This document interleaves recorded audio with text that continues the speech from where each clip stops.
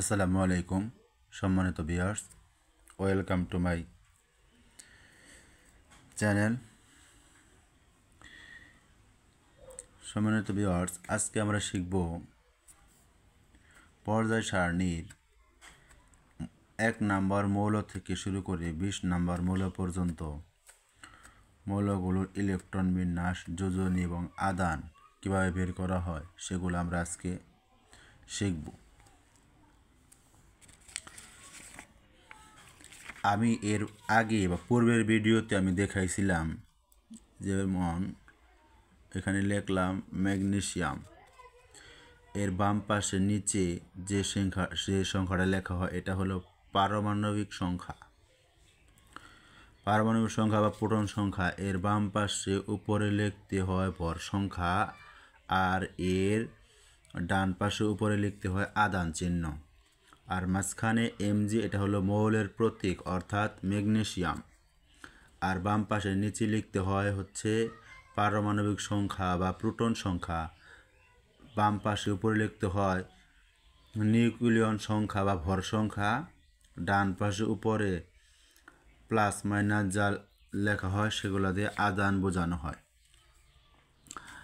আজকে আমরা এই ইলেকট্রনকে ভেঙে ভেঙে লিখব। সেই হিসেবে আমি যে একে hydrogen, 2 helium, 3 lithium, 4 beryllium, 5 boron, 6 carbon, 7 nitrogen, 8 oxygen, 9 fluorine, 10 neon, 11 sodium, 12 magnesium, 13 aluminium, 14 silicon, 15 phosphorus, 16 sulphur, 17 chlorine, 18 argon, 19 potassium, 20 calcium.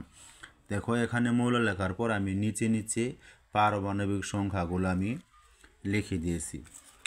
এখন এই পারমাণবিক সংখ্যা থেকে আমরা ইলেকট্রন বিন্যাস কিভাবে করব, ইলেকট্রনকে ভেঙে লেখার অর্থাৎ ইলেকট্রনকে বিন্যাস করার একটা আছে, ফর্মুলা আছে, সেটা হলো 2n²। এর ফর্মুলায় বসিয়ে আমরা ইলেকট্রনকে ভেঙে লিখব বা বিন্যাস করে লিখব। যেমন অ্যালুমিনিয়াম হচ্ছে কত, 13 নাম্বার মৌল। তাহলে অ্যালুমিনিয়ামকে যদি আমরা এই সূত্র অনুযায়ী বিন্যাস করে লিখি, তাহলে কিন্তু তার আগে দেখি এখানে তোমার ফর্মুলাটা বা গঠন স্ট্রাকচারটা কী আছে, 2n²। এখানে আমরা n এর মান যদি পর্যায়ক্রমে 1, 2, 3, 4 এরকম পর্যায়ক্রমে n এর মানগুলো যদি বসাই, তাহলে আমরা ইলেকট্রনকে আমরা ভেঙে ভেঙে লিখতে পারবো। যেমন দেখো আমি এখানে n এর মান কত বসাইলাম, 1 বসাইলাম, 1। তাহলে এটাকে কী করবে, 1² গুণন 2, তাহলে হবে এখানে গুণগুলো 2 হবে। n এর মান আমি এখানে 2 বসাইলাম, তাহলে কত, 2 দুগুণে 4, 4 দুগুণে কত হবে, 8 হবে। 2 গুণন n এর মান আমি এখান 3 বসাইলাম, 3 3 9, 9 দুগুণে 18। আবার n এর মান আমি 4 বসাইলাম, 4 4 16, 16 দুগুণে কত, 32। তাহলে এই যেভাবে ইলেকট্রনকে আমি বিন্যাস করে লিখব, প্রথম স্তরে ইলেকট্রন থাকবে 2টা, দ্বিতীয় স্তরে 8টা, তৃতীয় স্তরে 18টা, চতুর্থ স্তরে ইলেকট্রন থাকবে 32টা। তাহলে 2n² এই স্ট্রাকচার বা গঠনের মাধ্যমে আমরা ইলেকট্রনকে এভাবে সাজিয়ে সাজিয়ে লিখব। কি আসছিল এখানে, 2, 8, 18, 32। এই ফর্মুলা অনুযায়ী আমরা ইলেকট্রনকে ভেঙে ভেঙে বা সাজিয়ে লিখব। এটা হচ্ছে ভর পরমাণু মডেল অনুসারে ইলেকট্রন বিন্যাস। তাহলে দেখো এখানে আমি এই যে ইলেকট্রন বিন্যাস করছি, হাইড্রোজেন ইলেকট্রন আছে একটা, তাহলে একটা লিখছি। এখন হিলিয়ামের ক্ষেত্রে কটা লিখছি, 2টা আছে, 2টা লিখছি। লিথিয়ামের ক্ষেত্রে দেখো লিথিয়াম ইলেকট্রন আছে, লিথিয়ামের ইলেকট্রন আছে কয়টা, 3টা। তাহলে আগে লিখতে হবে কয়টা, আগে লিখতে হবে 2টা, এরপরে 2টা লিখলে বাকি থাকে কয়টা, একটা লিখছি। এরপরে হচ্ছে বোরনের পারমাণবিক সংখ্যা কত, 4। ভেঙে লেখো, প্রথমে 2টা, এরপরে কয়টা বাকি থাকে কয়টা, 2টা। তারপরে হচ্ছে বেরিলিয়াম, বোরনেরটা হচ্ছে প্রথমে 2টা, 5টা থেকে 2টা গেলে বাকি থাকে কয়টা, 3টে লিখলাম।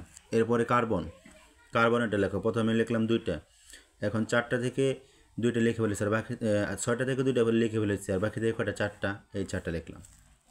এভাবে 2, 5, 2, 6, 2, 7, 2, 8 সর্বোচ্চ 8 পর্যন্ত যাবে ইলেকট্রন।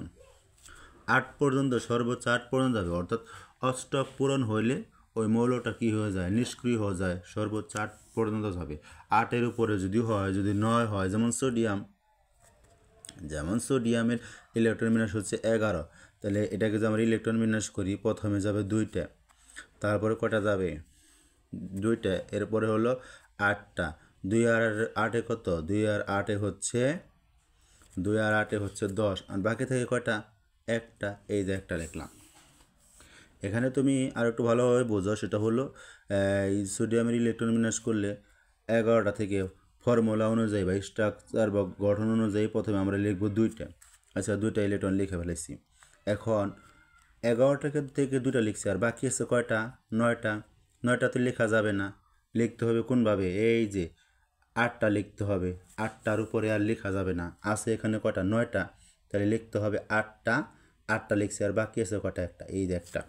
এভাবে ইলেকট্রনগুলো ভেঙে ভেঙে লিখতে হবে। যেরকম ম্যাগনেসিয়াম ইলেকট্রন বিন্যাস করলে কত হয়, ম্যাগনেসিয়াম 12 নম্বর মৌল, তাহলে প্রথমে 2টা, তারপরে লিখলাম 8টা, এরপরে বাকি আছে কটা, 2টা।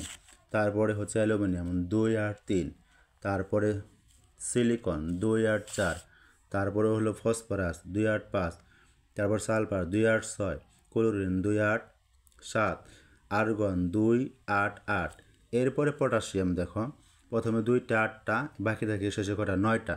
9টাকে আবারও ভেঙে লিখতে হবে, 8টা একটা, তারপরে ক্যালসিয়াম 2 8 8 2।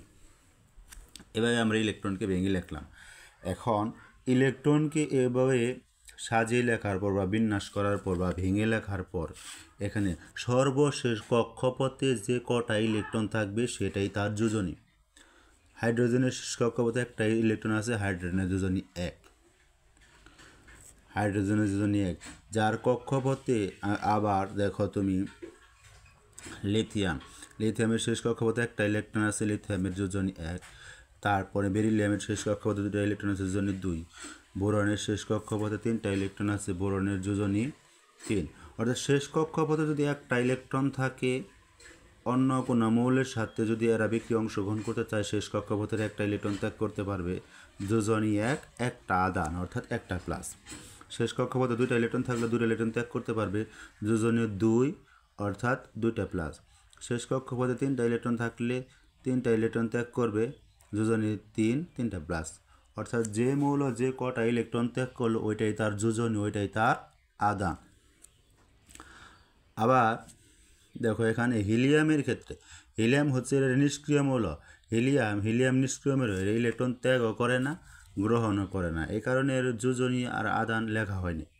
ঠিক আছে, নিষ্ক্রিয় মৌল, এরা রাসায়নিকভাবে নিষ্ক্রিয়, আর অন্য কোনো মৌলের সাথে বিক্রিয়া অংশগ্রহণ করে না, এই কারণে এর যোজনী বা আদান হবে না। তুমি ক্রস দিতে পারো বা শূন্য দিতে পারো। এবার আসো নাইট্রোজেনের ইলেকট্রন বিন্যাস করলে কত হবে, নাইট্রোজেনের পারমাণুর সংখ্যা হলো 7, ইলেকট্রন বিন্যাস করো 2 5। তাহলে এখন 8টা মেলানোর জন্য নাইট্রোজেনের শেষ কক্ষপথে কয়টা ইলেকট্রন দরকার, নাইট্রোজেনের শেষ কক্ষপথে আছে কটা, 5টা। 8টা মেলানোর জন্য দরকার কটা, 3টে। তাহলে যে কটায় 8টা মেলানোর জন্য যে কটা দরকার ওইটাই তার যোজনী, ওইটাই তার আদান। তা 5টা মেলানোর জন্য নাইট্রোজেন 3টা গ্রহণ করবে, যোজনী 3, 3টা মাইনাস। অক্সিজেন 8টা মেলানোর জন্য 2টা গ্রহণ করবে, যোজনী 2, 2টা মাইনাস। ফ্লোরিন শেষ কক্ষপথে 8টা মেলানোর জন্য 1টা গ্রহণ করবে, যোজনী 1, 1টা মাইনাস। আবার এখানে তোমার কার্বন এবং সিলিকনের ক্ষেত্রে দেখো, ইলেকট্রন বিন্যাস করার পর শেষ কক্ষপথে 2টা করে ইলেকট্রন আছে। কার্বন হচ্ছে 6 নম্বর মূলক, প্রথমে আছে 2টা ইলেকট্রন, তারপরে 4টা, শেষ কক্ষপথে 4টা ইলেকট্রন আছে। সিলিকনের একই কথা, শেষ কক্ষপথে 4টা ইলেকট্রন আছে। এখন এদের 8টা মেলানোর জন্য কয়টা করে ইলেকট্রন দরকার, 8টা মেলানোর জন্য শেষ কক্ষপথে তার 8টা ইলেকট্রন, আরও 4টা ইলেকট্রন দরকার, 4টা হলে 8টা ইলেকট্রন হয়। তাহলে আবার সে কারো কাছ থেকে 4টা ইলেকট্রন এনে 8টা মিলাইতে পারে, অথবা 4টা ইলেকট্রন সে ত্যাগও করতে পারে। একই সাথে সেই ইলেকট্রন গ্রহণও করতে পারবে, আবার ত্যাগও করতে পারবে। ইলেকট্রন গ্রহণ এবং ত্যাগ যদি একই সাথে হয়, সেক্ষেত্রে কার্বন এবং সিলিকন ইলেকট্রন গ্রহণও করবে না, ত্যাগও করবে না। এরা ইলেকট্রন শেয়ারের মাধ্যমে অন্য মৌলের সাথে বিক্রিয়ায় অংশগ্রহণ করবে। এখন এ কারণে এরা ইলেকট্রন যেহেতু 4টা ইলেকট্রন অন্য মৌলের সাথে শেয়ারের মাধ্যমে বিক্রিয়া অংশগ্রহণ করে, এর যোজনী 4ই হবে, কিন্তু এর কোনো আদান হবে না। আদান তুমি ক্রস বা শূন্য লিখতে পারো। এভাবে আমরা ইলেকট্রন বিন্যাসগুলো আমরা শিখতে পারি। তাহলে এখান থেকে আমরা আজকে কী শিখলাম? আজকে এখান থেকে আমরা যে বিষয়টা শিখলাম সেটা হলো যে সকল মৌলের শেষ কক্ষপথে একটা ইলেকট্রন আছে, 2টা ইলেকট্রন আছে, 3টা ইলেকট্রন আছে, শেষ কক্ষপথের ইলেকট্রনগুলো ওরা ত্যাগ করতে পারবে। এর যোজনী যে কটা ইলেকট্রন ত্যাগ করলো তার যোজনী তত, আদান হবে তত। কারণ কি এরা শেষ কক্ষপথে ইলেকট্রন ত্যাগ করে কেন?